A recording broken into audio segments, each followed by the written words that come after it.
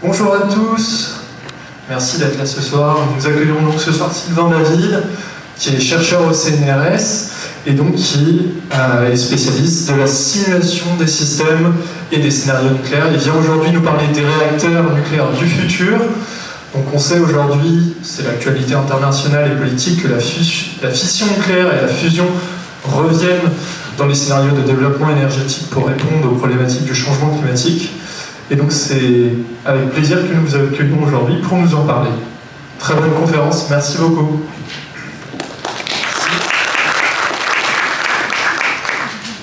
Alors, première chose, je pense que le titre est très mauvais, parce que les réacteurs nucléaires, ça sert à faire de l'énergie sans CO2. C'est pas l'objet de ma présentation. Je ne vais pas présenter le nucléaire versus les autres énergies.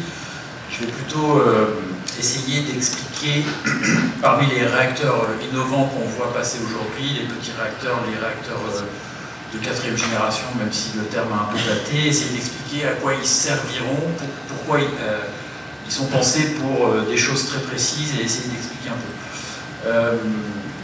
J'ai voulu faire un peu de physique, donc montrer un peu des principes physiques de base qui sont très classiques. Donc j'espère ne pas faire trop de choses que vous connaissez déjà sur le bout des doigts. En tout cas, les lois de la physique, ça ne change pas. Donc ce que je vais raconter là, c'était ce qu'on pouvait raconter, à mon avis, il y a assez longtemps déjà. Néanmoins, mon point clé de ce que je vais essayer de dire, c'est que les temps du nucléaire sont très longs, notamment pour le déploiement des réacteurs de 4e génération et les inventaires de plutonium. Et même si on parle de déployer ça après 2050, voire à la fin du siècle, les décisions qu'on peut prendre aujourd'hui, et pour certaines qu'on est en train de prendre, ont un impact assez fort sur ce qu'on pourra faire ou pas dans la suite. Donc je vais essayer de parler un peu de ça. J'ai une approche très physique papier, donc très simple. J'essaie plutôt d'expliquer pourquoi on veut faire telle ou telle chose, mais pas du tout comment. Et le comment peut être très compliqué. Donc je suis tout à fait conscient que je ne veux pas faire du yaka. Donc je suis tout à fait conscient que le passage des fois au stade industriel peut ne pas être tout à fait réaliste. Mais bon voilà, donc ça c'est mon bémol pour rentrer. Donc le pourquoi, c'est plutôt la physique qui explique pourquoi on veut faire tel ou tel cycle du combustible, tel ou tel réacteur. Le comment, c'est plutôt Christian et la chimie qui nous dit si on peut séparer l'uranium du plutonium, comment et à quel coût. Voilà, donc ça c'est quelques petits infos avant de démarrer. Donc je vais quand même faire une petite introduction sur le nucléaire pour vous montrer.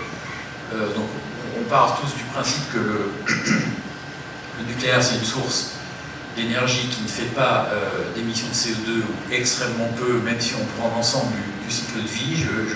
Encore une fois, ce n'est pas l'objet de ma présentation. Donc c'est un des outils possibles pour lutter contre les émissions de CO2, c'est-à-dire produire de l'énergie sans dérégler ou en déréglant de façon très minime le climat.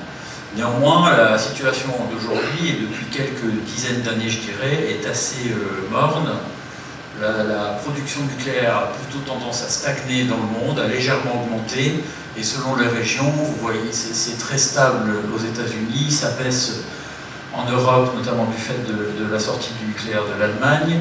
En Asie, il y a eu une chute après Fukushima et la remontée qui est due au redémarrage de certains réacteurs japonais et au déploiement de réacteurs en Chine. Et puis en Europe, c'est aussi relativement stable avec quelques frémissements, on va dire, notamment des annonces en France sur les démarrages de l'EPR, et puis en Angleterre, avec des constructions très concrètes. Si on regarde le graphique juste de droite, vous voyez que le dynamisme, si on peut parler de dynamisme du marché de construction des réacteurs, même s'il est un peu faible, il est plutôt positionné en Asie, puisque sur voilà, il y a quelques dizaines de réacteurs en construction dans le monde. La Chine actuellement démarre 4 ou 5 réacteurs chaque année, ce qui pour nous paraît peut-être beaucoup, mais ce qui à l'échelle de la Chine et du monde, et en termes de lutte contre les émissions de CO2, est extrêmement faible. Bon, juste quelques mots sur le réacteur français, l'EPR de génération 3. Bon, vous connaissez tous les déboires et les difficultés pour terminer le chantier de Flamanville, qui devrait démarrer quand même l'année prochaine. Il y a 2 quand même EPR qui fonctionnent en Chine, un qui fonctionne en Finlande depuis pas longtemps, et puis plusieurs en construction en Angleterre essentiellement, et puis peut-être des pays qui vont se décider, même si on attend depuis assez longtemps des décisions qui n'arrivent pas. Alors ça c'est la situation aujourd'hui, donc relativement stable. Si on regarde ce qui se passe dans le futur, dans un contexte de lutte contre les émissions de gaz à effet de serre, là vous avez la projection de la production nucléaire sur le siècle, ça date de 2012, ça date un peu, pour différentes agences qui faisaient des scénarios, enfin c'est des agences très classiques et reconnues. C'est juste pour fixer un peu les ordres de grandeur, puisqu'on va discuter des réacteurs du futur, et un des points clés dont je vais parler, c'est les ressources en uranium et la capacité du nucléaire à se déployer de façon durable et à quel niveau. Donc, et les ressources, évidemment, ça va dépendre, enfin la vitesse avec laquelle on va consommer des ressources va dépendre de la quantité d'énergie qu'on va produire. Donc dans les scénarios qu'on a ici, d'ici 2050, on est entre x1 pour les scénarios bas et puis x10 pour les scénarios hauts. Je pense qu'on est tous à peu près d'accord pour dire que x10 dans 30 ans ça va être un petit peu compliqué, on a déjà pris pas mal de retard. Néanmoins, même si c'est pas en 2050 et que c'est en 2060, 70 ou 80, quelque part ça ne change pas grand chose du point de vue de la consommation des ressources, donc je vous propose de garder en tête un facteur 10 sur le déploiement du nucléaire, comme une sorte d'enveloppe maximale pour discuter de la capacité du nucléaire à produire de l'énergie de façon durable du point de vue des ressources. Je ne l'ai pas dit, hein, mais le nucléaire aujourd'hui c'est 3-4% de l'énergie dans le monde. Si on reste à 3-4%, bon, c'est déjà peut-être un challenge industriel pour certains pays, mais ça n'a aucun rôle ou un rôle très faible en termes d'émissions de CO2. Donc là, c'est une palissade de dire que si le nucléaire joue un rôle, il faut le déployer. C'est qu'il se déploiera beaucoup dans le monde, et gardons en tête le facteur 10. Je montre ici un scénario qu'on avait fait de façon assez simplifiée, où on obtenait comme résultat un facteur 8, nous, sur le déploiement du nucléaire, pour répondre à une demande d'énergie fixée, à une contrainte climatique où il fallait baisser les émissions de CO2 d'un facteur 2, ça date un peu d'une dizaine d'années, un développement des renouvelables important, beaucoup de stockage CO2, et donc le facteur 8 découlait assez naturellement de ces hypothèses un peu globales, avec une vision quand même un peu précise, où on appliquait le nucléaire pour les grandes régions du monde développées ou en phase de développement qui maîtrisent la technologie aujourd'hui, et surtout pour des besoins d'électricité concentrés, c'est-à-dire pour les grandes villes, pour les populations urbaines. Je ne veux pas trop parler de ça, je veux juste montrer le résultat, c'est les barres rouges par exemple.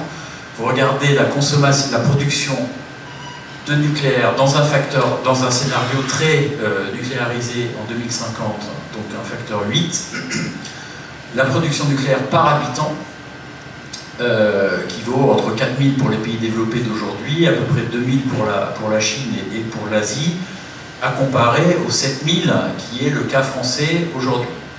Donc ce que je veux dire par là, c'est que l'expérience d'un déploiement important du nucléaire a déjà été fait à grande échelle, en tout cas à l'échelle de la France, en une quinzaine ou vingtaine d'années, on va dire, puisqu'on a démarré la majeure partie du parc entre 1975-1990, on va dire, donc une quinzaine d'années. Donc là, on parle d'un déploiement qui serait 3 à 4 fois plus faible, avec un temps 2 à 3 fois plus long. Donc, même si vous pensez que c'est irréaliste, ce facteur 8, je pense qu'on gagnerait à quand même envisager la possibilité de faire ça, peut-être pas en Europe, mais je pense qu'en Asie, ils ont la capacité de le faire. Voilà, donc on garde en tête le facteur 10 en termes de déploiement maximum, et on va discuter des ressources dans ce cadre-là. Alors, je vais montrer quelques petites choses très basiques. Oui, je n'ai pas précisé en intro que je ne vais pas parler de fusion. Je ne sais pas si vous êtes venu parler de fusion, je suis désolé. Je vais essentiellement parler du nucléaire de fission. Le nucléaire de fission, ça utilise des noyaux très lourds, qui sont les isotopes de l'uranium, peut-être un jour le thorium. Ici, vous connaissez sans doute la carte des noyaux, donc le nombre de protons, le nombre de neutrons. Chaque point est un noyau. Sur une ligne, vous avez un élément avec tous le même nombre de protons et donc le même nombre d'électrons. Donc on utilise ces noyaux qui sont bien au-delà du plomb, dans la zone où plus aucun noyau n'est stable, et ils ont des durées de vie suffisamment longues pour être encore présents sur Terre. Donc voilà, donc on va s'intéresser à l'uranium, Z égale 92 protons, et vous savez qu'il y a deux isotopes sur Terre majoritaires, uranium 238, uranium 235. Et quand on regarde la liaison de ces noyaux, l'énergie de liaison de ces noyaux, on s'aperçoit que pour les noyaux lourds, on a une libération d'énergie quand on arrive à casser ces noyaux en deux et produire deux noyaux plus petits sur la carte des noyaux. Si on passe de là à là, on crée des systèmes qui sont plus liés et donc on libère de l'énergie. L'énergie qu'on libère, c'est à peu près 200 MeV par fission, et je voulais faire quelques petits calculs très rapides d'ordre de grandeur pour vous montrer qu'avec ces 200 MeV, on peut calculer déjà pas mal de choses. Donc si on prend un réacteur typique à une puissance de 1 gigawatt électrique, pour les réacteurs actuels, on a un rendement thermique, thermodynamique classique de transformation de chaleur en travail de 33% à peu près. Ça nous donne une puissance thermique de 3 gigawatts. Et donc c'est très simple de calculer le nombre de fissions par an. Dans un tel réacteur, c'est simplement la puissance fois le temps. Je vous dis en passant que le nombre de secondes dans une année, c'est pi 10 puissance 7. Voilà, donc ça c'est des joules. Divisé par des joules par fission, et donc on a le nombre de fissions, ça fait 3 10 puissance 27 fissions par an. Et en multipliant par la masse molaire 235 grammes par mole, on obtient une tonne de matière fissionnée.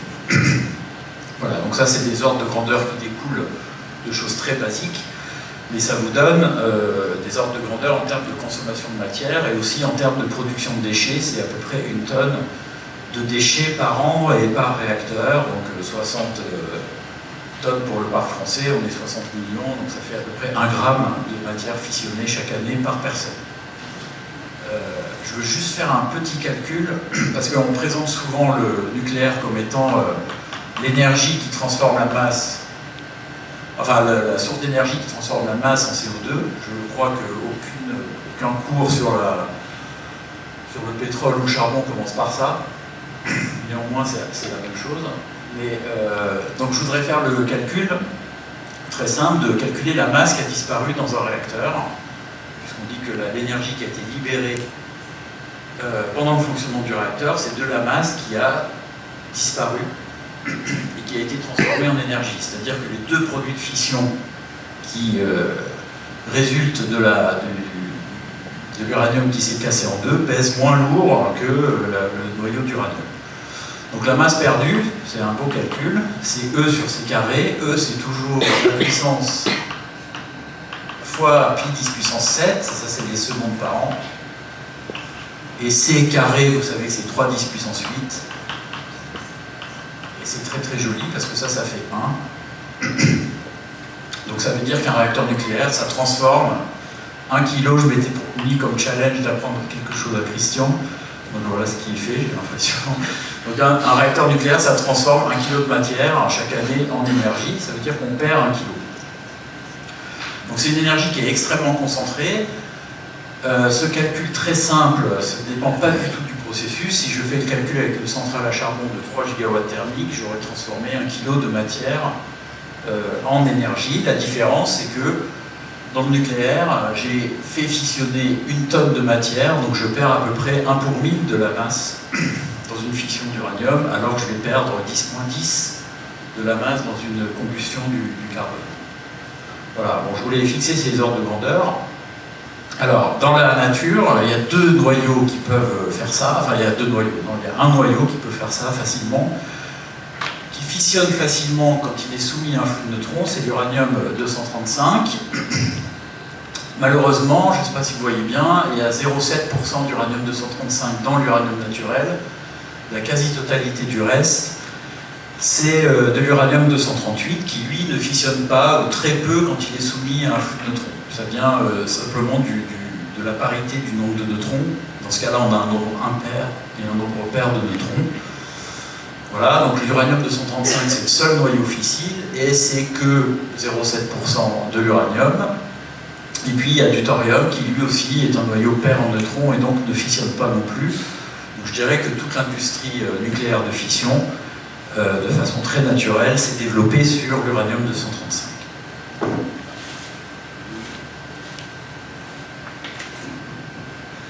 Voilà, donc donc c'est une énergie qui est très concentrée.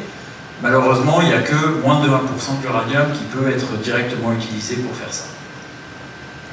Alors, l'autre chose qui sert à faire de l'énergie nucléaire, c'est que la fission libère de l'énergie, mais libère aussi des neutrons, et donc vous savez aussi déjà que l'idée c'est qu'on a une réaction en chaîne, et donc sans apport d'énergie extérieure, on peut maintenir une puissance constante dans le réacteur, puisque les fissions qui libèrent l'énergie engendrent les fissions suivantes via les neutrons qu'elles ont produits. Donc une fission, ça libère en moyenne 2,5 neutrons, et donc sur les 2,5 neutrons produits, j'ai besoin que d'un seul pour induire une autre fission, et donc j'ai beaucoup de marge. Je dis ça parce que vous verrez que tout à l'heure on aura moins de marge.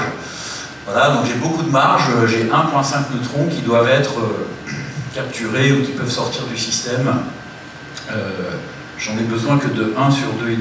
Donc si j'arrive à faire un réacteur comme ça, où une fission produit 2,5 neutrons, et sur les 2,5 il y en a un qui fait une fission, bah, j'entretiens la puissance thermique sans apport d'énergie extérieure. Bon, pour faire ça, on voit bien que sur les 2,5, je dois quand même avoir une probabilité d'induire une fission qui est à peu près de 40%, 1 sur 2,5. Donc il faut que les noyaux présents aient une bonne probabilité d'induire une fission. Alors la probabilité de réaction, c'est caractérisé de façon quantifiée par les sections efficaces de réaction de différents noyaux. Donc là, je vais regarder uranium-235, uranium-238.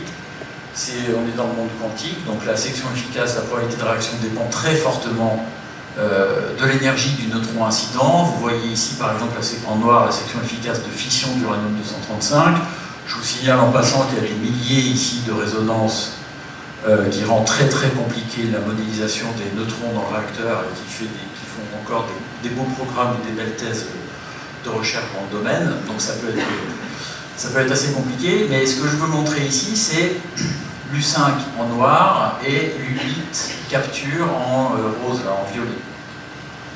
Donc quand le neutron est dans l'uranium, il y a une compétition entre produire une fission ou être capturé sur l'uranium-238.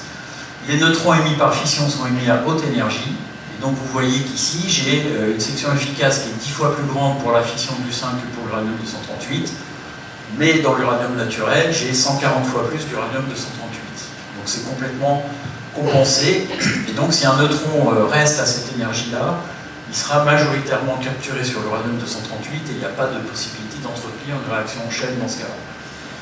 Donc il faut absolument ralentir les neutrons, les amener à basse énergie pour que le rapport entre la fission de l'uranium-235 et la capture de l'uranium-238 soit de l'ordre d'un facteur 200 pour que même si j'ai 100 fois moins d'U5, ça soit compensé par cette différence de section efficace. Donc ça, c'est pas du tout évident naturellement, hein, ça aurait pu ne jamais se passer, et donc on aurait pu ne pas pouvoir faire ça. Donc en tout cas, tous les réacteurs d'aujourd'hui qui utilisent la seule matière fissile doivent absolument ralentir les neutrons de 2 MeV d'énergie à moins de 1 électronvolt, c'est-à-dire sur 7 ou 8 ordres de grandeur. Voilà, donc vous avez, en regardant les sections efficaces, un peu les grandes lignes de la conception des REP actuels. Il faut de l'uranium avec une certaine quantité d'uranium-235, 0,7% pour l'uranium naturel. On a plutôt tendance à l'enrichir pour en mettre 3-4% par souci d'efficacité. Et puis il faut un noyau qui modère les neutrons, qui ralentit les neutrons, comme un peu le billard. Et donc plus le noyau est léger, plus le ralentissement est efficace. Donc l'hydrogène de l'eau est un très bon modérateur de neutrons. Et en plus, l'eau, c'est un caloporteur. Voilà. Donc, dans les REP actuels, vous avez de l'uranium et de l'eau.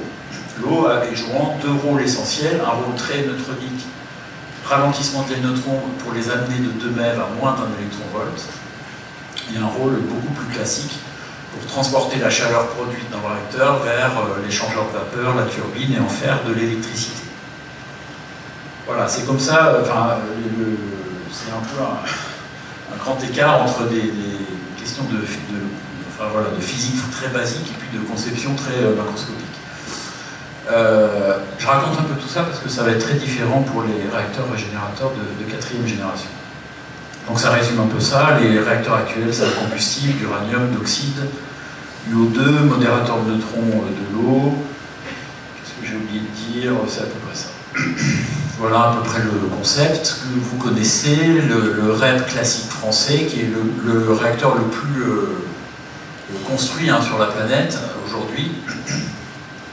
Donc un cœur de réacteur avec l'uranium, un circuit primaire avec de l'eau qui arrive froide à 260, enfin basse température, 270 degrés, qui se réchauffe au contact de l'uranium qui sort à 320, qui échange sa chaleur dans un générateur de vapeur et qui repart refroidi, puis qui tourne comme ça dans un circuit fermé sous pression. L'eau est liquide dans tout ce circuit-là. Le générateur de vapeur, on a de l'eau liquide du circuit secondaire qui arrive, qui se vaporise, qui fait la vapeur, qui fait tourner la turbine. Vous connaissez le cycle thermodynamique classique. Donc on fait tourner un alternateur, ça produit de l'électricité. Et comme on ne peut pas transformer toute la chaleur en travail, on évacue par le condenseur toute la chaleur perdue, qui est quand même une grosse quantité d'énergie, puisque le rendement étant de 33%, quand on produit 1 ici, gigawatt électrique, on rejette 2 gigawatts dans l'environnement, soit dans la mer, soit dans les fleuves, et quand la capacité du fleuve n'est pas suffisante pour évacuer, on met des tours aéro-réfrigérantes pour évacuer dans l'atmosphère. Le PR fonctionne exactement sur le même principe, uranium enrichi, refroidi à l'eau, caloporté à l'eau, enfin modéré à l'eau, caloporté à l'eau, avec, je dirais, des améliorations en termes de sûreté et puis une puissance plus élevée, mais sur le principe, c'est exactement pareil. Alors, en termes de cycle un peu du combustible, on rentre, c'est encore une fois, c'est des ordres de grandeur, donc je ne suis pas à 5, même peut-être pas à 10% près, mais c'est pour fixer un peu les ordres de grandeur. On met dans un combustible 4% d'uranium-235, le reste c'est de l'uranium-238. On rentre à peu près 30 tonnes par an dans un réacteur pour faire fissionner 1 tonne. Donc ça veut dire que le combustible, quand il sort, il a très très peu réagi. Il n'y a que 4% des noyaux qui ont réagi, tout le reste est resté comme il était avant, c'est-à-dire essentiellement de l'uranium-238 qui est encore présent à la sortie du combustible. Le reste, ce qui a réagi, on a fait 1 tonne de produits de fission. Alors là, j'ai mis des valeurs pour parc français, c'est peut-être pas le plus pertinent, mais la tonne que j'ai calculée avant, on la retrouve, donc c'est 1 tonne de produits de fission par réacteur. On produit après des noyaux plus lourds que l'uranium, parce que l'uranium, il fissionne, mais il peut aussi garder le neutron et capturer le neutron, et puis à force de capturer et de faire des décroissances bêta-moins, on produit du neptunium, de l'américium, du curium, etc. Vous avez les ordres de grandeur de la composition. Le plutonium, on va en parler un peu plus longtemps. Lui, il vient de la capture du neutron sur l'uranium-238. Accessoirement, c'est un noyau pour le plutonium-239 qui est impair en neutrons et donc qui est fissile au même titre que l'uranium-235. Alors, en termes de cycle du combustible, ce combustible-là qui est dans son crayon, dans sa gaine et enfermé, aux États-Unis, c'est le déchet nucléaire. Il n'y a pas du tout de traitement de ce combustible, il est gardé tel quel et conditionné comme un déchet. Vous savez qu'en France, on le traite par Orano à La Hague. Le traiter, ça veut dire récupérer les matières qui sont valorisables. Valorisable veut dire qui contient de la matière fissile. Et les 2 éléments qui contiennent de la matière fissile, c'est le plutonium, qui est essentiellement fissile, parmi les isotopes présents, et l'uranium, qui est essentiellement non fissile, puisque c'est 99% d'uranium-238, mais il y a encore 1% d'uranium-235, c'est-à-dire plus que dans l'uranium naturel. Et donc on peut en faire quelque chose. Donc ce qu'on fait essentiellement en France, c'est qu'on fait un combustible avec le plutonium, MOX, et l'uranium, on le réenrichit. Alors on l'a fait dans le passé, on ne le fait plus trop maintenant, et on compte le refaire dans l'avenir. Donc ça permet d'économiser, entre guillemets, de la matière naturelle. Actuellement, il y a une dizaine de pourcents de la puissance française qui vient des MOX. Et si on recyclait l'uranium, on aurait peut-être encore une dizaine de pourcents de puissance supplémentaire. Donc je dirais que le potentiel, c'est 20-25% d'économie d'uranium naturel si on poussait le retraitement tel qu'on sait le faire, mais en recyclant la totalité des matières. Voilà, je ne sais pas si vous... Après, je vais passer un peu au réacteur nucléaire, donc il y a des choses sur lesquelles vous voulez des précisions ou commenter, on peut faire une petite pause. Je ne sais pas si c'était prévu, j'ai rompu le protocole, pardon. Oui, oui, non, je vois qu'il y a écrit un seul recyclage, et oui. J'aimerais comprendre pourquoi on ne peut pas recycler. Alors, je vais en parler après, mais le fait est que déjà ça prend du temps. Hein. Il faut que l'IOX se refroidisse 5-7 ans dans la piscine du réacteur, il est emmené à La Hague, on le sépare, on emmène le plutonium à Melox à Marcoule, on renvoie donc ça prend presque une dizaine d'années pour faire refaire le MOX. Le MOX il repasse 4 ans en réacteur et après il doit refroidir 5 ans avant qu'on puisse le manipuler. Donc déjà ça prend beaucoup de temps. Et je vais répondre après, parce que la question c'est vraiment le plutonium, pourquoi on en aurait besoin, ou pourquoi maintenant on envisage de faire un deuxième cycle. Et pour l'instant, les MOX usés ne sont pas considérés comme des déchets, sont considérés comme des matières valorisables parce qu'ils contiennent le plutonium civil, qui est une matière essentiellement fissile, et donc valorisable pour l'instant. Alors en termes de consommation de ressources, les ordres de grandeur, toujours pour un réacteur typique de 1 gigawatt électrique, je ne l'ai pas dit, mais en France c'est plutôt 0,9, 1,3, 1,45 gigawatts électriques, 1,6, 1,65 pour l'EPR, mais je dirais que l'ordre de grandeur c'est 1. On fissionne 1 tonne de matière à peu près, on l'a calculé avec les 200 MeV, mais pour faire fissionner 1 tonne, on met 30 tonnes d'uranium enrichi chaque année dans le réacteur, et pour produire cet uranium enrichi en uranium 235, on sort de terre 200 tonnes d'uranium naturel. Donc entre-temps, on a sorti ici 170 tonnes d'uranium appauvri, qui a perdu sa quantité d'uranium 235 naturel, et qui n'a jamais vu l'ombre d'un neutron et d'un réacteur et qui est accumulé. Donc à la fin, on consomme 0,5% du contenu théorique énergétique du minerai, ce qui est tout à fait cohérent avec le fait qu'on utilise essentiellement l'uranium 235 qui, lui, représente 0,7% du minerai. Donc il n'y a pas à être étonné de ce chiffre-là qui peut paraître faible, mais qui en fait vient du fait qu'on utilise une toute petite partie du minerai qui est le seul noyau fissile.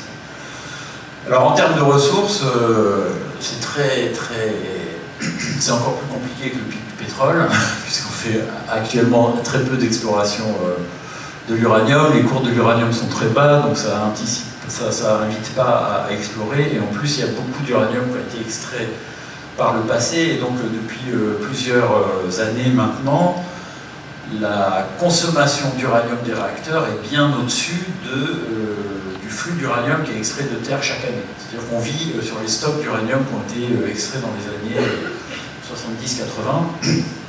Voilà, donc la question des ressources est assez compliquée. Néanmoins, j'ai mis ici quelques ordres de grandeur qui sont représentés en grisé ici, entre 15 et 30 millions de tonnes, qui sont un peu les estimations de l'AIEA sur ce qu'on appelle les réserves raisonnablement assurées. Alors ce qui est sûr, c'est à peu près 5-6 millions de tonnes, et raisonnablement assuré, si on extrapole des gisements qu'on connaît, avec des modèles plus ou moins fiables, on arrive à 16 millions de tonnes, c'est les chiffres qui en général donnés. Il y a des gens qui sont beaucoup plus optimistes et des gens qui sont beaucoup moins optimistes. Donc j'ai mis un truc entre 15 et 30. Bon, ça c'est la demande, c'est des calculs très très bêtes par Excel, hein, vous voyez. Donc si le nucléaire se multiplie par 2, on consomme de l'uranium cumulé en rouge, avec la filière actuelle qui consomme 200 tonnes. En vert, j'ai calculé la même chose, mais au lieu de mettre 200 tonnes, j'ai enlevé mon truc, j'ai optimisé le cycle avec les technologies actuelles, donc on passe à 130 tonnes par an, et ça ne change pas grand-chose. Si le nucléaire se développe peu, et qu'on croit aux 15 millions de tonnes de l'AIEA, on n'a pas de problème de ressources d'ici la fin du siècle. Si le nucléaire se développe beaucoup, dans un contexte de lutte contre le climat, contre les émissions de CO2, eh bien, vous voyez que les courbes montent plus vite, et donc, selon le cycle qu'on fait avec les réacteurs actuels basés sur l'U5, on atteint les 15 millions de tonnes cumulées autour de la moitié du siècle. Voilà, si je décale ma courbe, où je monte plus lentement, je décale un peu les courbes, mais en tout cas, le problème va se poser d'ici la fin du siècle, assez assurément, je dirais, dans le cadre d'un déploiement assez important. Donc il y a une façon très simple sur le papier d'optimiser grandement le rendement énergétique de la tonne d'uranium qu'on sort de terre, c'est le principe de la régénération qui est déjà à l'œuvre dans les réacteurs actuels mais qui ne fonctionne pas, on va voir pourquoi. Donc le principe c'est que l'uranium 238 qui est 99% de la matière de l'uranium naturel n'est pas fissile, mais il est fertile. Fertile, ça veut dire que quand il capture un neutron, il produit du plutonium 239 qui lui est fissile. J'oublie les deux noyaux intermédiaires qui sont des noyaux radioactifs à vie courte qui disparaissent très vite et donc au premier ordre on peut dire que uranium 238 plus neutron ça donne plutonium 239. Alors quand on imagine l'uranium 238 c'est un noyau naturel qu'on a en grande quantité, on a déjà des stocks d'uranium appauvri de 350 000 tonnes. Donc on peut supposer que tout l'uranium qu'on consommerait, on le maintient constant par apport d'un stock extérieur. Donc là je vais faire un petit raisonnement que je vais tenter devant vous. En général je ne le présente pas comme ça, mais on va voir si ça passe. Donc je fais un système ici, un parc de réacteurs qui a un stock d'uranium et de plutonium. L'uranium est consommé au fur et à mesure, mais il est compensé par l'apport de la mine ou l'apport d'un inventaire d'uranium appauvri qu'on a déjà. Et puis à la fin, tous les ans, ben, on recycle les matières, c'est-à-dire uranium et plutonium, et tout le reste, les produits de fission, on les jette pour faire un déchet. Donc ça, c'est un système de multi-recyclage. Merci beaucoup. C'est un système où on va multi-recycler le plutonium de 1, 2, 3, de façon indéfinie, dans un réacteur. Donc quand on fait ça, la physique est très simple. Elle vous dit que l'uranium étant constant, le plutonium est produit à un taux constant, un flux constant. Et le plutonium lui-même, il disparaît à un taux qui est proportionnel à sa propre quantité. Donc c'est une montée à l'équilibre extrêmement classique. Si au début j'ai que de l'uranium, ben, je produis le plutonium. Au cycle d'après, si je fais un cycle tous les 5 ans par exemple, bah, je vais consommer un peu de plutonium et donc je consomme du plutonium et j'ai refait du plutonium par capture sur uranium 238, donc je produis toujours autant, c'est les barres vertes, mais je consomme les barres blanches qui sont proportionnelles au stock, donc qui augmentent quand le stock augmente, et donc à la fin les deux barres ici vertes et blanches se compensent et on atteint un équilibre. Et à l'équilibre, le système évolue de lui-même à l'équilibre. Et l'équilibre vous dit qu'à chaque fois qu'un plutonium disparaît, il est régénéré par capture d'un neutron sur uranium 238. Ça monte automatiquement à cet équilibre si on recycle suffisamment longtemps un système uranium-plutonium et qu'on maintient bien sûr l'uranium constant parce qu'on a un stock très élevé d'uranium. Donc la question que je vais regarder maintenant, c'est une fois que je suis à l'équilibre ici, plutonium constant, uranium constant, est-ce que je peux faire un réacteur critique? Donc c'est mon deuxième petit calcul de la soirée. Donc je vais me mettre dans le cas constant, à l'équilibre entre U8 et PU9, et je vais simplement compter les neutrons, un peu comme j'ai fait très rapidement au début. 2,5 neutrons émis par fission, j'en ai besoin que d'un pour faire la réaction en chaîne, donc j'ai de la marge, tout va bien. Là, je vais faire la même chose. Nu neutron produit par le plutonium 239, c'est plutôt 2,9 ici pour le plutonium. Et je vais compter les neutrons dont j'ai besoin pour faire à la fois la réaction en chaîne et à la fois l'équilibre du plutonium. Donc si je compte les neutrons consommés pour une fission, enfin j'en ai produit nu pour une fission, 2,9, j'en consomme obligatoirement 1 pour le maintien de la réaction en chaîne, ça c'est la condition de criticité, c'est très simple. Le problème du plutonium 239, de tous les noyaux, c'est que même s'il fissionne, il a un taux de capture parasite qui fait qu'il y a une probabilité que le neutron qui arrive sur le plutonium, au lieu de le casser en deux, il soit gardé, produise un noyau plus lourd. Et donc j'appelle alpha le nombre de captures sur le plutonium. C'est simplement le rapport des sections efficaces de capture et fission de ce noyau. Donc ce qui est très important, c'est que pour une fission de plutonium, je ne perds pas un seul noyau de plutonium, j'en perds un peu plus, 1 plus alpha. Et donc si je suis à l'équilibre, je veux le maintenir constant, je dois régénérer 1 plus alpha neutrons, 1 plus alpha plutonium, en consommant 1 plus alpha neutrons sur l'uranium 238.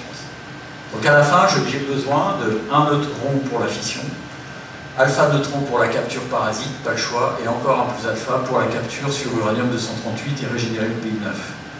Et donc j'ai un bilan neutronique qui devient un peu plus serré, puisque je dois comparer ce que je produis nu et ce facteur nu 2 fois 1 plus alpha, qui est très dépendant à la fois du noyau qui fissionne, ici c'est plutonium-239, et à la fois de l'énergie des neutrons. Et donc simplement en manipulant les sections efficaces que je vous ai montrées tout à l'heure, eh bien je peux tracer ici ce facteur nu-2 1 plus alpha en fonction de l'énergie des neutrons.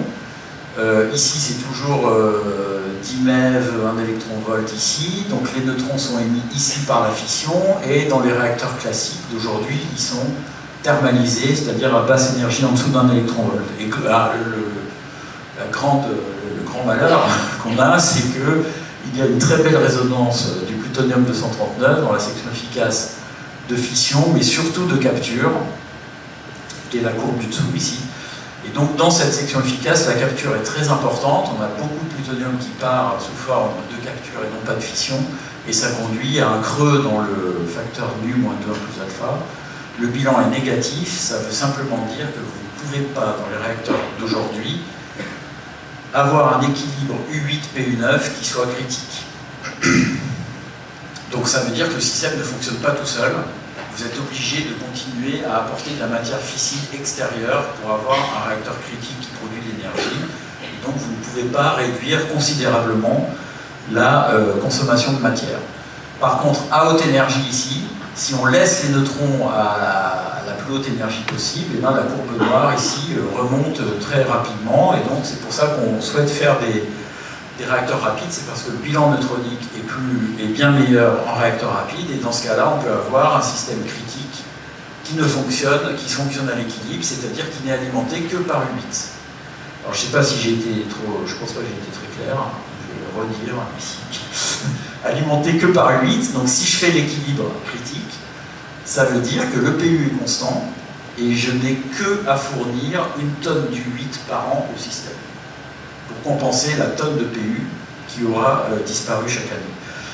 Donc je passe de 200 tonnes de minerais consommés, 200 tonnes de minerais consommés à 1 tonne de minerais consommés, donc je multiplie par 200 le potentiel énergétique du minerai d'uranium, d'une masse donnée d'uranium. Donc les 100 ans de réserve deviennent 20 000 ans. Voilà, et 20 000 ans deviennent facilement 100 000 ans parce que l'uranium devient tellement peu cher que, alors là, puisqu'on consomme 200 fois moins, on peut se permettre d'aller chercher de l'uranium encore plus cher. Donc c'est un système qui vraiment résout la question des ressources pour des dizaines de milliers d'années, même en déployant le nucléaire très fortement. Je vais peut-être un peu accélérer. Bon, ça c'est la même chose, c'est les bilans neutroniques, mais en prenant des spectres en neutrons, des réacteurs actuels, UOX, MOX, et puis des réacteurs rapides. On confirme ce que je vous disais en regardant les sections efficaces. Le bilan est négatif, du-2 1 plus alpha, négatif pour les REP et positif pour les réacteurs rapides. Réacteur rapide, hein, c'est simplement le même combustible, uranium-plutonium, sauf qu'on va enlever l'eau pour ne pas ralentir les neutrons, et donc on imagine qu'alloporter la chaleur avec autre chose qu'un neutron, et je discuterai des différentes façons de le faire. Alors, donc ça, je dirais, c'est assez simple, enfin, ça on sait le faire. Ça a été démontré, hein, Superphénix a fonctionné en France, il y a des réacteurs rapides qui fonctionnent dans le monde, donc la régénération et la criticité en même temps a été démontrée à un niveau industriel de grande puissance. Ce qui est peut-être souvent moins présenté, mais qui à mon avis est encore complètement essentiel, c'est la masse de plutonium. C'est-à-dire que, on l'a dit, une fois qu'on a démarré le système à l'équilibre, la masse de plutonium est maintenue constante, on met 1 tonne de matière par an et ça roule. Par contre, il faut fournir l'inventaire de plutonium initial. Et cet inventaire de plutonium initial, je vais pas vous... cette concentration-là est encore une fois dictée par des règles très simples d'équilibre. On écrit nombre de captures sur U8 n sigma égale nombre de fissions de PU9 n sigma. Donc on a tout de suite le NPU9 sur NPU8 en fonction des sections efficaces de base de réaction, capture et fission des différents noyaux. Donc ces chiffres-là sont vraiment dictés par des lois de physique de base qui sont les sections efficaces. Et la somme totale, la masse totale dans un réacteur, que j'ai mis ici en tonnes, pour un réacteur de 1 gigawatt électrique, elle dépend de considérations très classiques de thermohydraulique. Combien on peut extraire de watts de 1 cm3 de combustible et combien pèse le combustible, le centimètre cube, la masse volumique. Donc ces chiffres-là sont très simples à obtenir et la concentration de chacun des noyaux, ben, c'est des rapports de section efficace. Ce qui est important, c'est qu'à la fin, j'obtiens, pour un réacteur rapide de 1 gigawatt électrique, 7,6 tonnes dans le cœur de plutonium.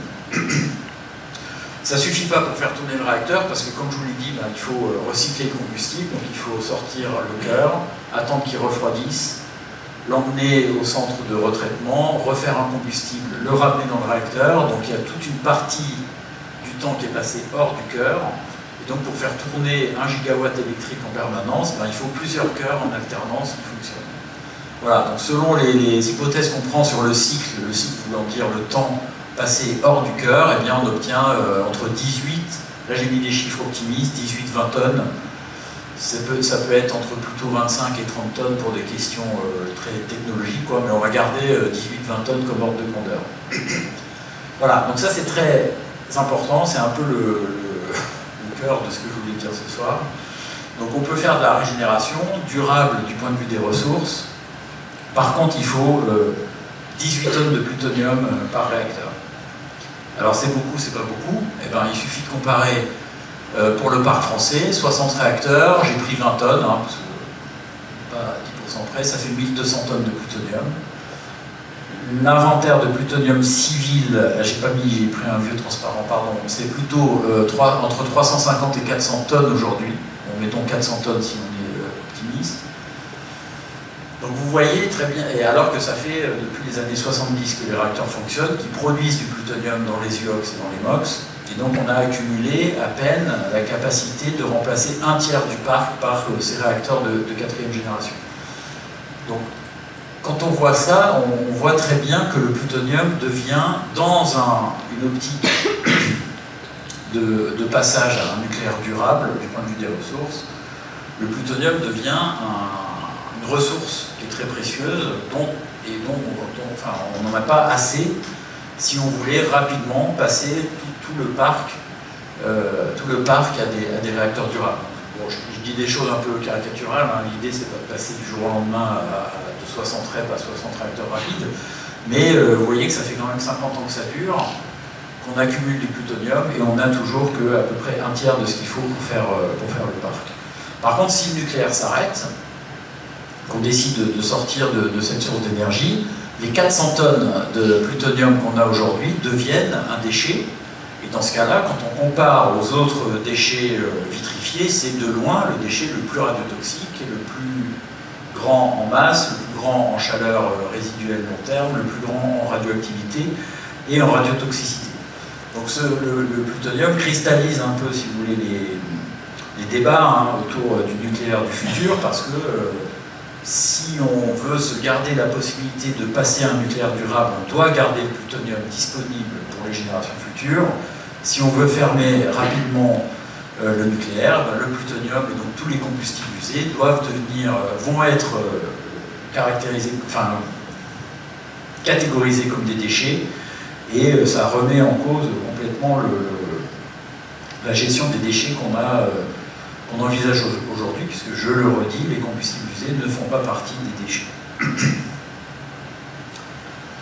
Alors, sur les réacteurs du futur, vous savez aussi que la filière la plus aboutie technologiquement pour mettre en œuvre la régénération, c'est-à-dire équilibre uranium-plutonium, on se passe complètement de l'U5 et on divise par 200 la quantité de matière consommée par gigawatt et par an.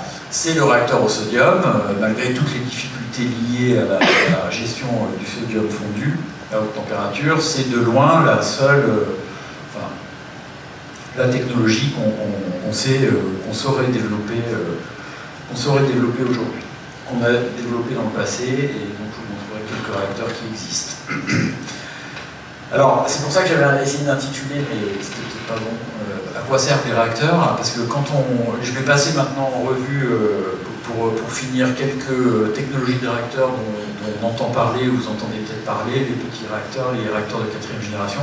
Je trouve que c'est très confus, parce que typiquement, si on prend les réacteurs à 4e génération qui mélangent des réacteurs à haute température et des réacteurs régénérateurs, ils ne répondent absolument pas aux mêmes enjeux, aux mêmes besoins, ils n'ont pas été conçus pour les mêmes raisons. Donc moi j'aime bien faire des familles de réacteurs, et moi je pense qu'il faut vraiment catégoriser. Enfin, il y a une famille de réacteurs qui est faite pour être optimisée au niveau du coût, au niveau de la sûreté, mais qui ne s'intéresse pas à la question des ressources et à la consommation des ressources et à la durabilité. Ça, c'est tous les réacteurs d'aujourd'hui sur le PR. Et il y a les réacteurs régénérateurs qui, eux, sont conçus pour mettre en œuvre la régénération, et donc toutes les contraintes technologiques découlent de ce critère-là. Et comparer ces deux familles entre elles, je trouve, n'a pas beaucoup de sens, parce que, encore une fois, la conception est complètement pensée, complètement différente. Donc dans les réacteurs qui sont en construction ou à venir, la première famille qui est vraiment enrichie, donc on oublie les questions de ressources en uranium, on ne cherche pas à optimiser la consommation de ressources, ou vraiment à la marge, donc c'est tous l'EPR français, ses concurrents internationaux qui sont l'AP1000 américain, le VVER russe et le CPR1000 chinois, tout cela fonctionne sur de l'uranium enrichi, et il n'y a pas de considération d'optimisation de consommation de ressources. La mode aujourd'hui, c'est les petits réacteurs.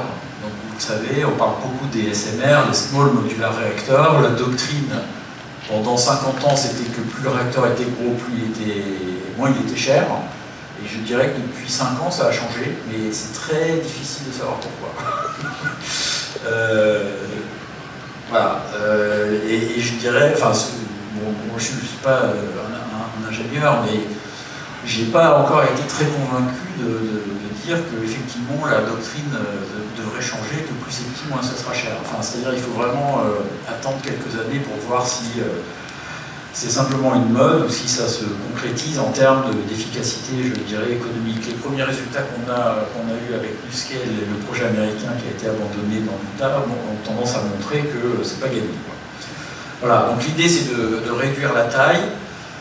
Je pense que l'argument qui est bon quand même, c'est pour des pays qui n'ont pas la technologie nucléaire, qui n'ont pas les réseaux électriques très concentrés, parce que j'ai pas trop insisté, mais les centrales nucléaires c'est quand même des centres de production où il y a beaucoup de puissance électrique qui partent d'un point donné, donc il faut un réseau qui soit à la hauteur. Mais on pourrait imaginer des petits réacteurs qui ont des puissances de l'ordre des centrales à charbon, par exemple, et qui aideraient les pays, comme la Pologne, par exemple, d'arrêter des centrales, de mettre un SMR à la place, et ça ne remet pas en cause la façon dont l'électricité est distribuée dans le pays. Donc ça peut avoir des applications comme ça. Je dirais que pour la France, c'est quand même très compliqué d'imaginer que les petits réacteurs vont changer la donne en termes de développement du nucléaire au niveau français. Puis on voit bien, les décisions aujourd'hui, c'est de construire plutôt des EPR, même s'il est peut-être un peu gros, il y a peut-être des EPR 1200 qui vont sortir, bon, on verra. Mais en tout cas, de toute façon, ça marche toujours de la même façon, uranium enrichi, refroidi à l'eau, modéré à l'eau, il n'y a pas de contrainte, il n'y a pas d'optimisation des ressources, et on peut même dire qu'en général, plus le réacteur est petit, plus il consomme de ressources, parce qu'il y a des pertes de neutrons, et le bilan neutronique est plutôt négatif quand on baisse la taille du réacteur. Le seul qui fonctionne aujourd'hui, si je ne veux pas dire de bêtises, c'est 2 réacteurs russes qui sont des réacteurs de sous-marins ou peut-être pas de sous-marins, mais de brise-glace nucléaire, qui ont été montés sur une sorte de gros bateau, enfin une barge, et donc ils peuvent emmener le bateau où ils veulent, brancher l'électricité sur le bateau et puis produire de l'électricité, par exemple, pour un site industriel qui est complètement isolé et très loin du réseau. Donc ça reste quand même très cher, mais ça répond à une demande de niche et je ne pense pas que ce soit applicable directement. Les autres types de réacteurs qui ne s'intéressent pas à la question du cycle du combustible et des ressources, c'est des réacteurs plus innovants qui sont plutôt sur des autres usages que l'électricité. Tout ce que j'ai montré là, c'est pour faire de l'électricité. Vous voyez passer des petits réacteurs à gaz à haute température qui pourraient ne pas être branchés sur une turbine, mais fournir directement de la chaleur haute température pour des procédés industriels. Et là, par contre, il y a un sens à faire des petits réacteurs parce que les besoins ne sont pas concentrés à des hauteurs de plusieurs gigawatts de chaleur sur un même site industriel. Donc là encore, il y a une start-up française qui s'appelle Chimi, qui est positionnée sur ces petits réacteurs production de chaleur industrielle. Il y en a une autre, pardon, mais je ne l'ai pas mis. Voilà, donc c'est plutôt des réacteurs à gaz. Les neutrons sont ralentis par du graphite. La chaleur est extraite par de l'hélium, mais je dirais qu'en termes de consommation de ressources, c'est toujours de l'uranium enrichi. Et c'est toujours l'uranium 235 qui fissionne et qui produit, qui est la matière première. Et après, vous avez les réacteurs régénérateurs qui mettent en œuvre la régénération, donc qui sont vraiment pensés pour économiser la ressource, et pas de 10-20% comme on sait faire avec le MOX, mais d'un facteur 100.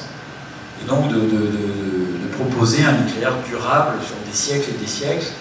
Alors, quand est-ce qu'on en aura besoin? Peut-être jamais, peut-être après 2050, mais voilà. Donc l'idée, c'est de préparer la suite. Donc il y a Superphénix qui a fonctionné en France jusqu'en 97, 1200 MW électriques, donc on a fait l'expérience, je dirais, à grande échelle, qui était un peu compliquée.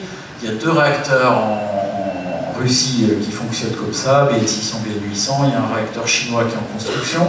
Et la France, aujourd'hui, je dirais que la stratégie, c'est filmé sur YouTube, mais tant pis, c'est plutôt de confier le déploiement de ces réacteurs à des nouveaux acteurs que sont les startups.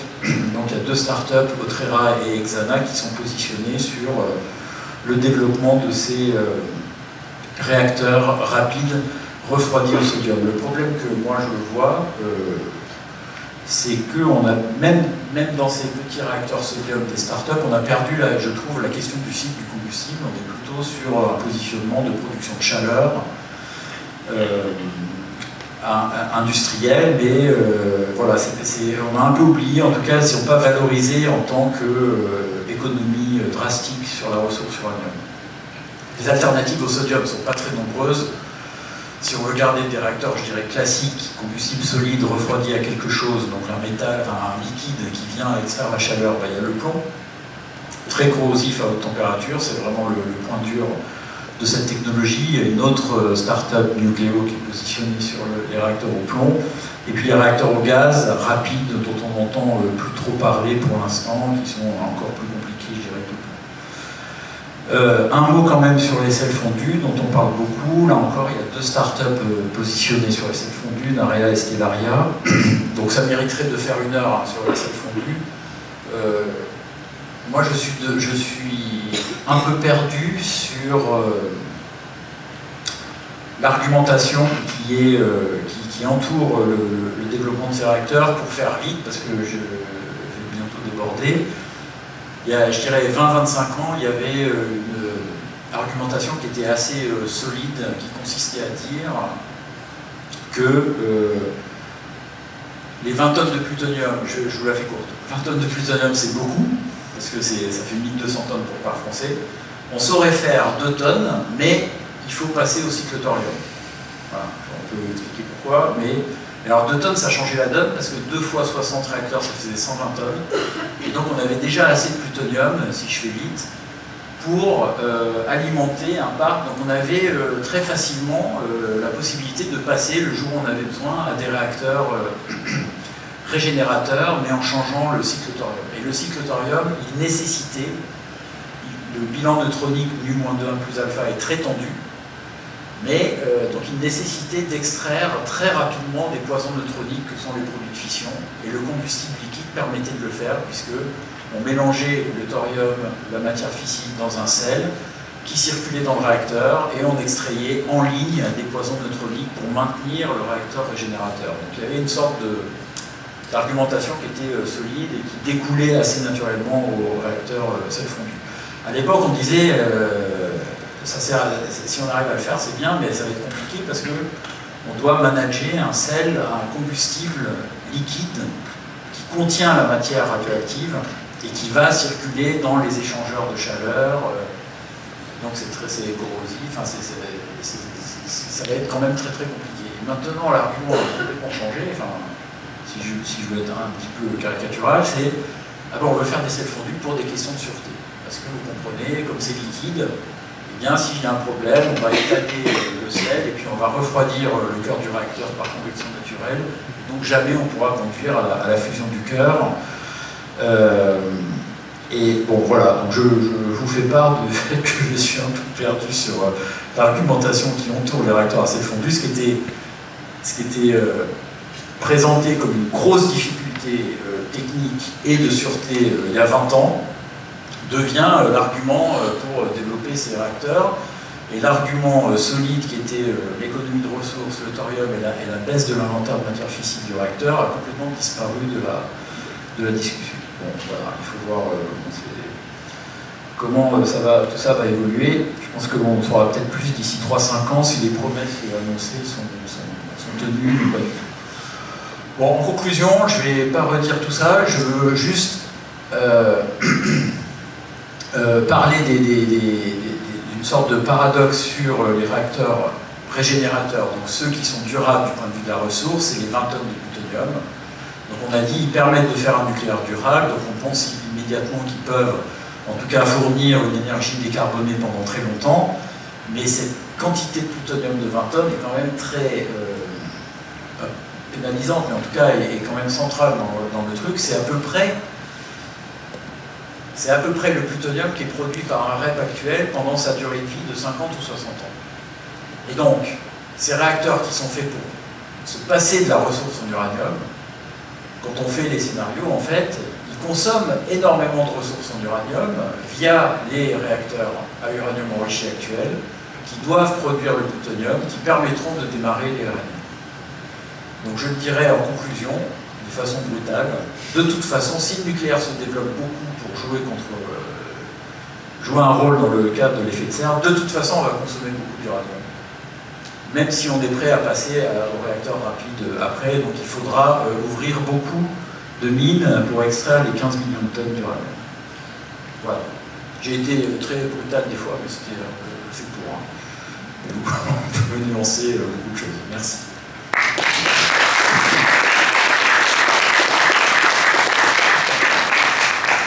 Merci beaucoup. On va maintenant passer aux questions. Une première question.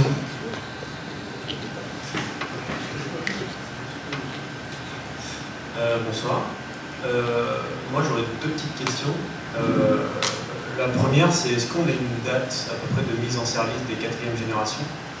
Et est-ce que les réacteurs EPR actuels qu'on prévoit de construire sont prévus pour être convertis en nouveaux réacteurs? Alors, deuxième question facile, non. Je pense que c'est pas les mêmes. Non, c'est pas du tout les mêmes tailles de cuves, par exemple. Enfin, les réacteurs Superphénix, c'est des cuves qui sont. Enfin, en plus, il peut y avoir des concepts de cuves ou des concepts de boucles. En tout cas, c'est des designs de cuves, d'échangeurs qui sont radicalement différents. Les températures ne sont pas les mêmes. Le cycle thermodynamique qui est après n'est pas le même, parce qu'en sodium, on est plutôt à 500 degrés, là, on est à 320. Donc, non. Les EPR, ils font que de l'eau et de l'uranium enrichi. La date des réacteurs, alors la 4e génération, j'en profite pour dire, c'est très flou parce que dans les 4e générations, il y a des réacteurs à gaz haute température qui vont bouffer l'uranium à tir-larigot sans même pouvoir recycler le combustible, tellement le combustible est réfractaire et dur voilà. Et puis il y a des réacteurs régénérateurs qui mettent en œuvre la régénération. Donc si tu parles des réacteurs régénérateurs, Astrid, c'était prévu pour 2035, depuis qu'il a été arrêté, c'est peut-être prévu pour 2080, je dirais. En tout cas, les startups annoncent des divergences en 2030, entre 30 et 35, mais je pense que personne n'y croit, même eux. Alors peut-être qu'il y en a une qui a une très très bonne astuce, je ne sais pas si je peux le dire, mais quand on a arrêté Superphénix, il y avait un cœur en fait, qui n'a jamais été utilisé. Donc il y a une des startups qui a intégré le cœur de Superphénix pour démarrer son réacteur. Donc eux, je pense qu'ils pourraient démarrer quelque chose entre 2030 et 2040 au sodium. Voilà, le plomb, ils annoncent aussi des choses très très ambitieuses en termes de déploiement, mais c'est très difficile pour l'instant de dire si c'est réaliste ou pas. On a plutôt tendance à dire que c'est pas réaliste, mais on n'est pas à l'abri de bonnes surprises. Merci beaucoup. Est-ce qu'on a une autre question dans la salle ?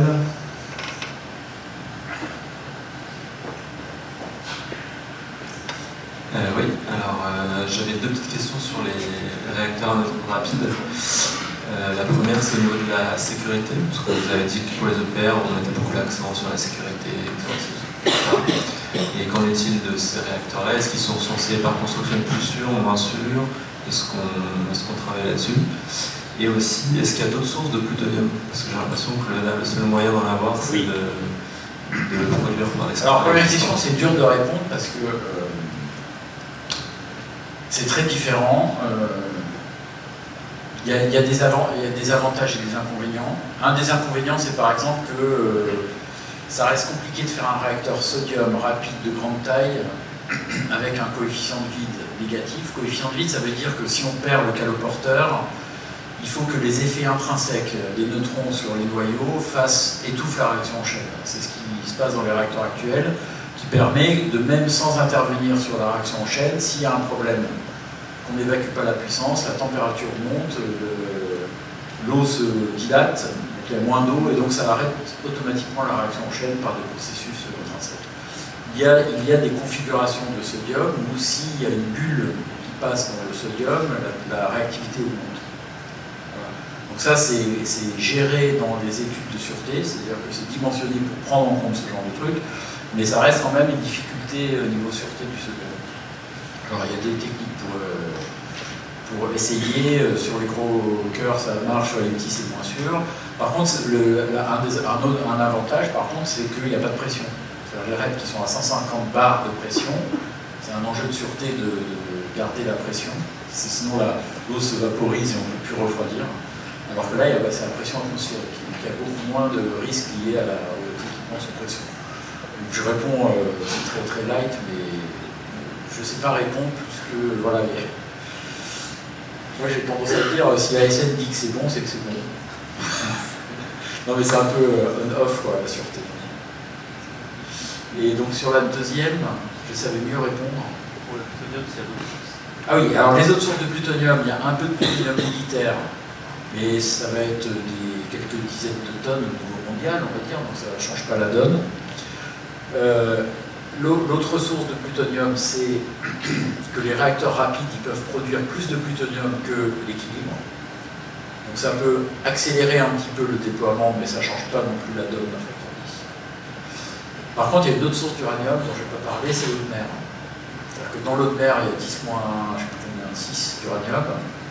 Si on arrive à extraire de l'uranium de l'eau de mer à des coûts qui sont de 100-200 $ le kilo, là, il y a une ressource en uranium qui est pas infinie, mais qui est pour des milliers d'années, même en consommant les 200 tonnes par réacteur. Donc ça rendrait les réacteurs d'aujourd'hui durables, d'un point de vue de la ressource. Après, là, il faut... la gestion du plutonium devient tout autre, c'est-à-dire qu'on serait plutôt amené à limiter l'accumulation de plutonium.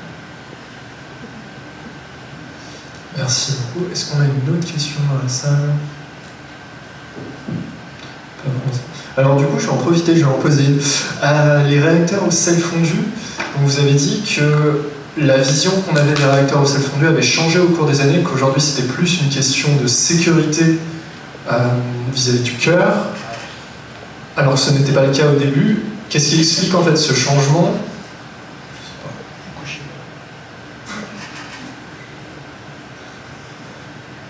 Non, je sais pas. Si je réponds, ça risque d'être un peu de discussion de comptoir, mais je peux prendre le risque. Hein, mais moi, je pense que de toute façon, ce dont je parle sur les ressources en uranium, c'est pas un critère qui est très fort. Depuis, je dirais, une quinzaine d'années, il n'y a pas, parmi les grands décideurs ou les grands débats, la question de la ressource n'est pas posée de façon centrale. Et on peut le comprendre parce que le nucléaire se développe peu, il y a beaucoup de stocks d'uranium déjà, L'industrie minière dit qu'elle peut augmenter son flux d'uranium d'un facteur 2, d'un facteur 3. Les scénarios de déploiement, enfin du GIEC par exemple, là j'ai montré des scénarios très agressifs sur le nucléaire, mais c'est plutôt un facteur 2, un facteur 3, donc il n'y a pas un enjeu affiché sur la question des ressources. Et donc toute la question de la régénération, Astrid a été arrêtée pour ce genre d'argument en disant il n'y a pas d'urgence à mettre en œuvre.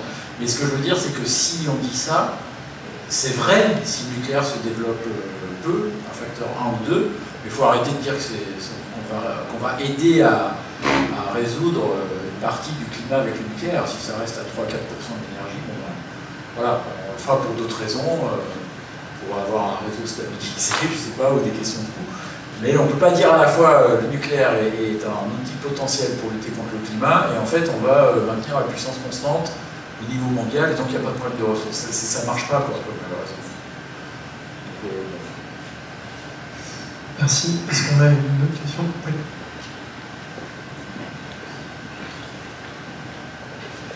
Oui, j'avais une petite question, excusez-moi, c'était concernant concernant l'utilisation de plomb, de sodium ou d'hélium. Est-ce que ça a un impact significatif comparé à l'eau sur la rentabilité ou ça reste du même ordre? Sur la rentabilité en coût? Non, c'est sur le transfert thermique pour après avec en gros vous avez dit le terme, c'était caloriporté, disons Oui, sur le rendement thermodynamique du circuit secondaire, les sodiums sont annoncés à 40% ou un petit peu plus de rendement versus 33% aujourd'hui.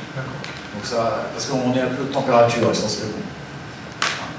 Alors par contre, je ne sais pas exactement le cycle, est-ce que c'est un cycle vapeur tel qu'il est fait aujourd'hui, je ne suis pas sûr. Donc, voilà. Mais c'est annoncé avec un meilleur rendement. Mais je dirais que c'est une question de coût de sortie du kilowattheure, mais en termes de ressources, on consomme tellement peu qu'on fait. S'il fallait faire un rendement de 20% pour optimiser drastiquement la sûreté, il vaudrait mieux mettre 20%. On va prendre une ou deux dernières questions, j'arrive tout de suite.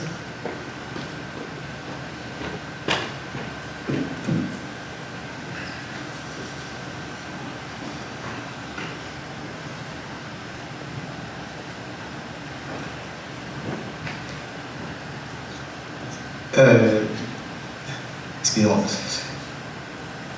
Pour cette question de rendement, justement, sur les EPR, du coup, c'est l'eau qui retourne dans les fleuves et dans la mer, oui. Et donc il y a une grosse augmentation de la température. Alternatif. Et du coup, j'ai pas trop compris comment, avec le plomb, tous les autres caloporteurs, comment c'était relâché en fait. Ah, pareil, hein. De toute façon, il faudra un circuit tertiaire pour évacuer la puissance.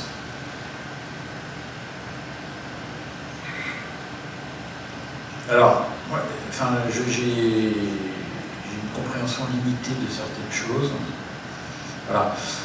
Parce que des fois, les SMR ont dit qu'il n'y a pas besoin de source froide. Là, je n'ai pas compris ce que ça voulait dire. De toute façon, il faut rejeter de la puissance dans l'atmosphère, enfin dans l'environnement.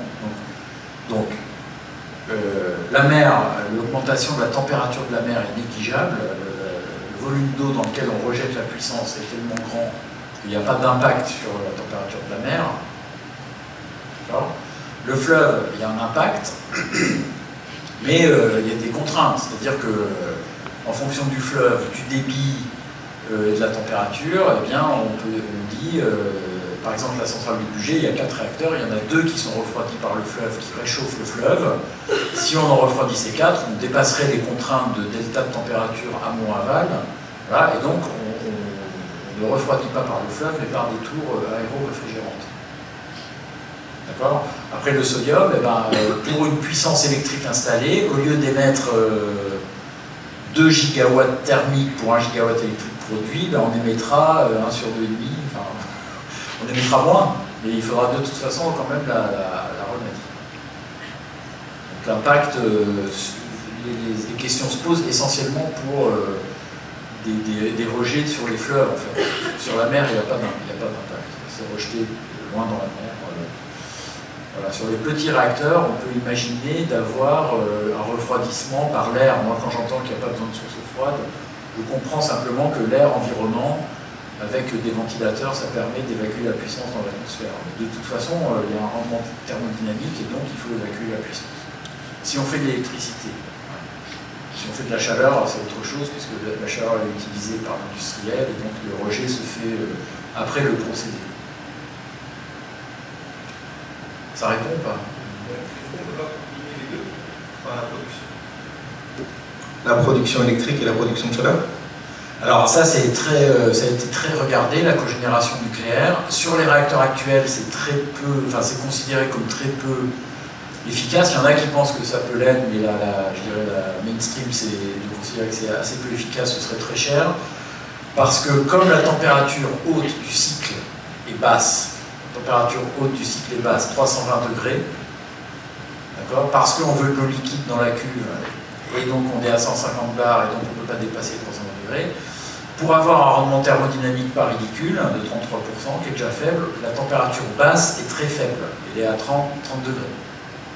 Alors que dans les centrales à gaz, par exemple, on fait tourner une turbine directement chauffée par les fumées qui sont à 800 degrés, on sort de la chaleur à 200 degrés, donc on peut faire encore quelque chose avec cette chaleur à 200 degrés qui sort de la turbine. Là, on sort de la turbine à 30 degrés, et donc pour l'utiliser pour chauffer les habitations, il faudrait transporter de la chaleur à basse température, beaucoup de chaleur, très concentrée, entre le Bugey et Lyon, c'est 100 km. Bon, voilà, donc, alors les petits réacteurs, ils se présentent comme ça, ils disent on peut faire de la cogénération du coup, parce que on est proche des besoins industriels, et donc on peut imaginer avoir un couplage production d'électricité, chaleur, selon les besoins industriels, et puis quand il n'y a pas besoin, paf, on fait de l'électricité, on met sur le réseau. C'est vrai que c'est plus adapté aux petits réacteurs, à haute température. On va devoir du coup maintenant s'arrêter là pour les questions. Je vous propose de remercier encore une fois Sylvain David pour cette conférence passionnante. Merci.